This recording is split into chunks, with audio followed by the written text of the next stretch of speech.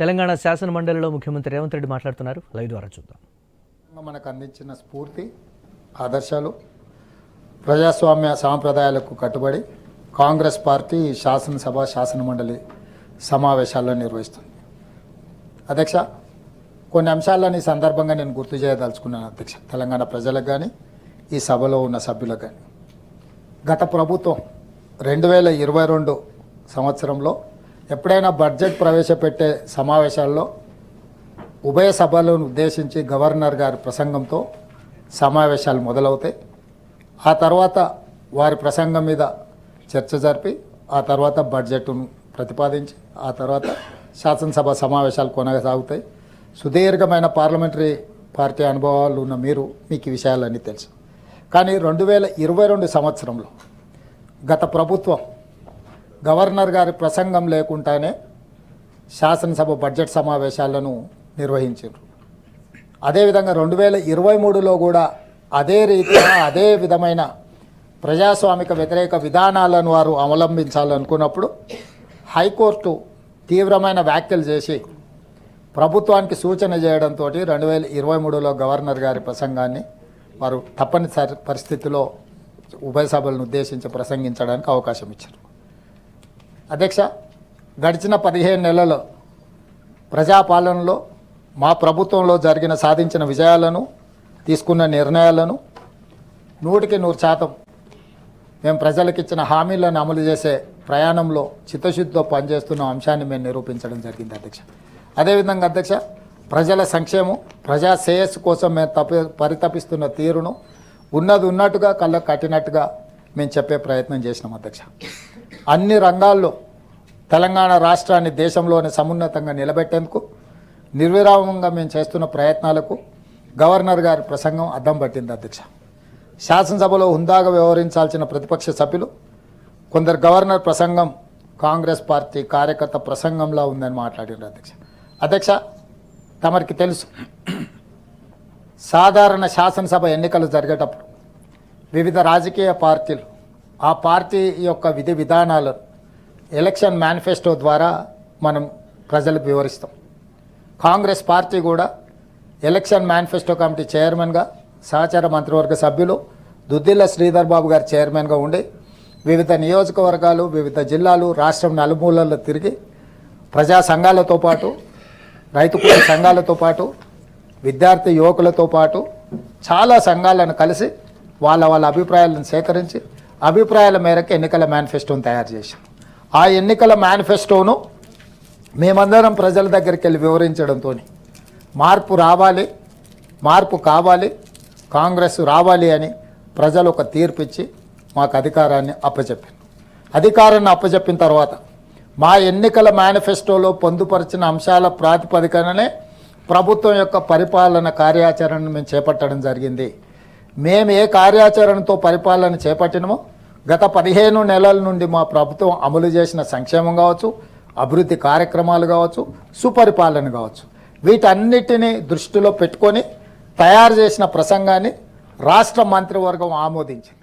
రాష్ట్ర మంత్రివర్గం ఆమోదించిన అంశాలనే గవర్నర్ గారు ఉభయ సభలను ఉద్దేశించి ప్రసంగిస్తారు. ఇది రాజ్యాంగము కల్పించిన అవకాశము, రాజ్యాంగం కల్పించిన వెసులుబాటు. అంటే ఒక రాజకీయ పార్టీ తన ఎన్నికల మేనిఫెస్టోను తీసుకెళ్లి ప్రజల దగ్గరికి వెళ్ళి ప్రజల చేత ఆమోదింపజేసి ప్రభుత్వాన్ని ఏర్పాటు చేసిన ప్రభుత్వంలో మంత్రివర్గం తీసుకున్న నిర్ణయాలు, అమలు చేసిన విధానాలనే మంత్రివర్గం ఆమోదించి గవర్నర్ గారి ప్రసంగాన్ని మొదలు పెడతారు. మరి ఈరోజు తమ ద్వారా ప్రతిపక్షాలను నేను అడుగుతున్నా అధ్యక్ష, కాంగ్రెస్ పార్టీ విధానాలనే గవర్నర్ గారి ప్రసంగంలో పొందుపరచడం జరుగుతుంది.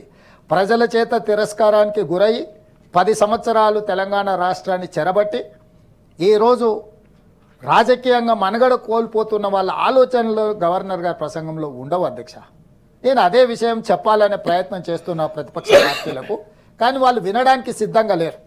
ఎందుకంటే ఈ చర్చ జరిగితే వాళ్ళు చేసిన తప్పులు చర్చకు వస్తే ఇక ఆ చర్చ ద్వారా వాళ్ళకు తలెత్తుకొని తిరగలేని పరిస్థితి ఉంటుంది అని చెప్పి వాళ్ళ ఆలోచనతో ఈ రకమైన రకంగా వ్యవహరిస్తున్నారు.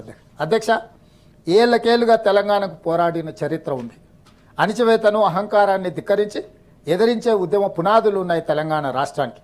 10 ఏళ్ల విధ్వంసం నియంత్రణ పోకడల నుంచి తెలంగాణలోని 4 కోట్ల మంది ప్రజలు మార్పును కోరుకొని ఆ మార్పులో భాగంగానే మాకు అధికారాన్ని అందించారు అధ్యక్ష. అందుకే ఈరోజు ఇక్కడ ఉన్నాం మేము. ఈరోజు ఈ బాధ్యత, ఈ కుర్చీ ఎవరో ఇస్తే వచ్చింది కాదు అధ్యక్ష. ప్రజలు తీర్పు ఇచ్చి ప్రజలు కోరుకొని ఇక్కడ ఉన్న వాళ్ళను కుర్చీలో నుంచి దించి 10 సంవత్సరాలు వాళ్ళు చేసిన విధ్వంసాన్ని ప్రజలు గమనించి ప్రజా తీర్పు ద్వారా మేము ఇక్కడికి వచ్చినాం అధ్యక్ష. ఎవరి దయా దాక్షిణ్యాలతోటో లేకపోతే ఎవరో కరుణిస్తేనో ఈరోజు ఈ కుర్చీలో లేము అధ్యక్ష. అదేవిధంగా పరిపాలన చేపట్టిన మొదటి రోజు నుంచే ప్రజా సంక్షేమం కోసం, రాష్ట్ర అభివృద్ధి కోసం పనిచేస్తూనే ఉన్నాం అధ్యక్ష. అందుకే ఈరోజు తెలంగాణలో ఉండే రైతుల కోసం, మహిళల కోసం, యువత కోసం, విద్యార్థుల కోసం, నిరుద్యోగుల కోసం, ఉద్యమకారుల కోసం, అమరవీరుల కుటుంబాల కోసం ఈ రాష్ట్ర అభివృద్ధిని, సంక్షేమాన్ని అమలు చేస్తూ ప్రజలకు ఒక పారదర్శకమైన పరిపాలన అందించడానికి మేము పూర్తి స్థాయిలో పనిచేసినాం. మేము కట్టుబడి ఉన్నాము ఈ రకమైన పరిపాలన అందించడానికి అధ్యక్ష. అదేవిధంగా అధ్యక్ష, తమరికి తెలుసు, ఈరోజు పదే ప్రతిపక్షాలు నేను మాట్లాడిన అంశాలను వక్రీకరించి వాళ్ళకు కావలసినట్టుగా అన్వయించుకొని, ఎందుకంటే నేను వివరాలు చెప్పబోయే ముందు వివరణ తమరు ఆదేశాలు ఇచ్చిండ్రు, ముఖ్యమంత్రి గారి ప్రసంగంలో ఈ విషయం ప్రస్తావిస్తారు అని. అందుకే ముందుగా ఆ విషయాన్ని ప్రస్తావించి నేను మిగతా వివరాల జోలికి వెళ్ళదలుచుకున్నా అధ్యక్ష. స్టేచర్ గురించి చర్చ జరిగింది అధ్యక్ష.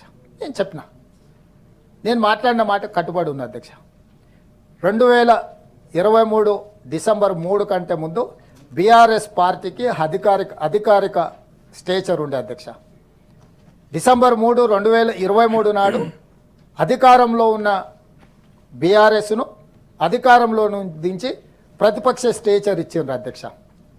అదేవిధంగా 2024 పార్లమెంట్ ఎన్నికల సందర్భంగా 8 సీట్లలో డిపాజిట్లు పోగొట్టి గుండు 0 ఇచ్చి ఆ పార్టీని మార్చరికి పంపించిందని చెప్పిండ్రు అధ్యక్ష.